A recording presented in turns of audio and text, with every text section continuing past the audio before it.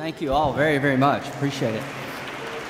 I've got one goal in the world, is every child can buy a Coke if they want to, or a Pepsi. But a couple observations, and we'll get on with hearing the real talent of the night. Colin and Madeline, the world is screwed up. I'm dying to hear how you would suggest to fix it. So, but I really appreciate both of you coming, and as Pat said, y'all have been great supporters of this account. In terms of the award, I am confident I do not deserve the award, but I'm also confident I don't deserve half the crap I get, so it kind of levels out, I guess. So take it where you get it.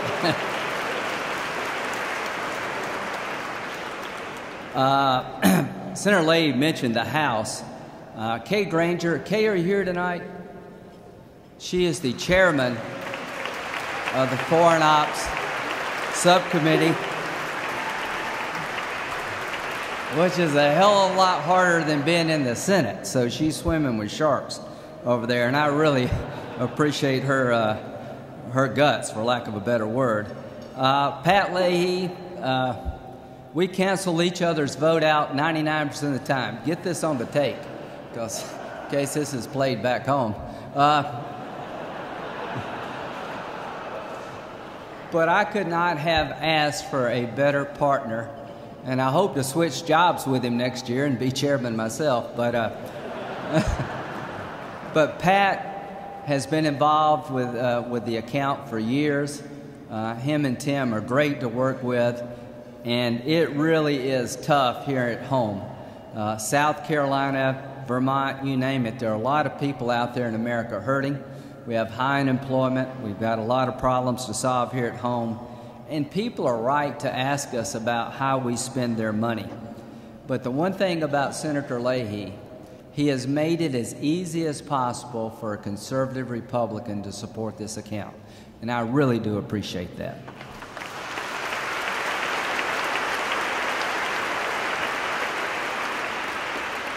Now, the question needs to be asked, why would a senator from South Carolina want to be the ranking member of the Foreign Aid Subcommittee? I asked myself that. If you have any ideas, pass them on to me. Let me tell you what drove me to want to partner with Pat. I have been involved with the military, not nearly the record. I've been a military lawyer. The only people that really ever wanted to kill me were my own clients. But Colin Powell has been a hero for many years. But the highlight of my life has been wearing the uniform of our nation as an Air Force officer. And I know how hard it's been on our men and women in the military since 9/11. But to our men and women in the State Department and USAID, you need, how about a round of applause for them?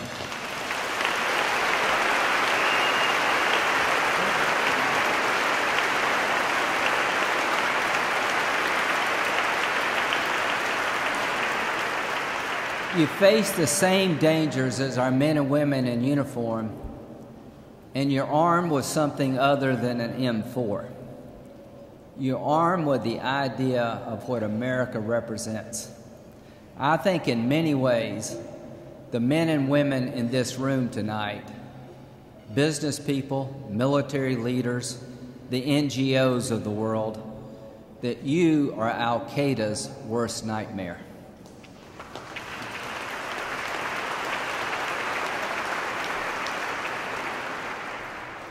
And you represent the best hope of mankind.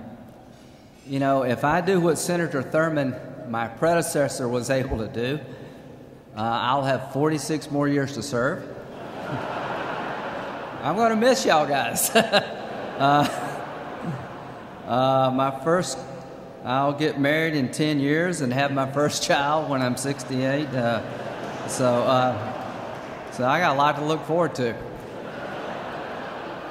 But I don't really know what awaits me politically, but I do know this, that while I'm in the Congress and while I have the privilege to represent the great people of South Carolina, like Tony Beam, and I cannot tell you how important Tony Beam has been to Lindsey Graham. He is a Christian radio personality in Greenville, South Carolina, And when I go on his show, we have a very good discussion about why America should be involved in the world and why it's okay for the foreign aid account to exist. And to Liz, Liz rocks. You do just a, you do a terrific job. But the reason I wanted to be on this subcommittee and to be Pat's partner, I realized that we're not going to be able to kill enough terrorists to make the world a safer place. And I refuse to give the continent of Africa over to the Communist Chinese. We're going to fight for Africa. We're going to create opportunity for American businesses in Africa. We're not going to exploit their resources. We're going to help their people. And one of my heroes, and it will be to our benefit, one of my heroes is George W. Bush. I'm sure he made his fair share of mistakes, but the one thing I can tell you above all else he got right was America's role in the world when it comes to Africa. So President Bush, thank you very much.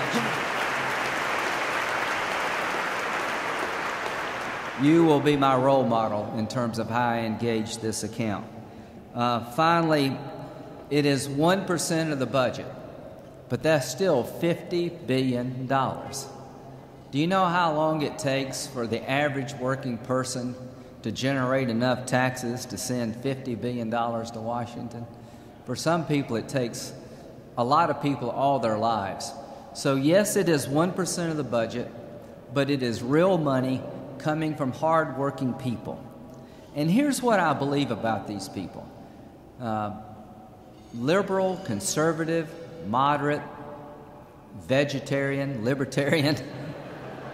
I believe that one thing that unites conservatives and liberals and moderates is the view of who we are as a people. And our goal is to explain to the American taxpayer that we take every dollar you send to us seriously when we spend it through the Foreign Operations account. And as Pat said, we need to hold governments more accountable. We need to hold our own government more accountable. And our USAID director has been a breath of fresh air. Thank you very much, Raj.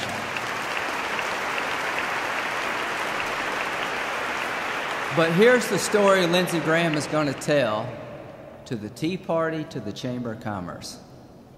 Ronald Reagan said, "It is America's destiny to shape the future of the world, not have the world shape us." I believe that.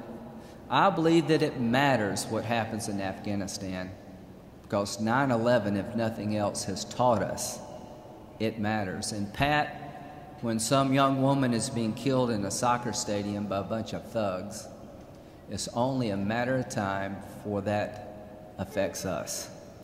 So let's get involved. Let's stay engaged. And here's the story that I want to tell, that every dollar we spend will be managed as well as possible. We will make our fair share of mistakes. But the biggest mistake of all for America is to withdraw and turn the world over.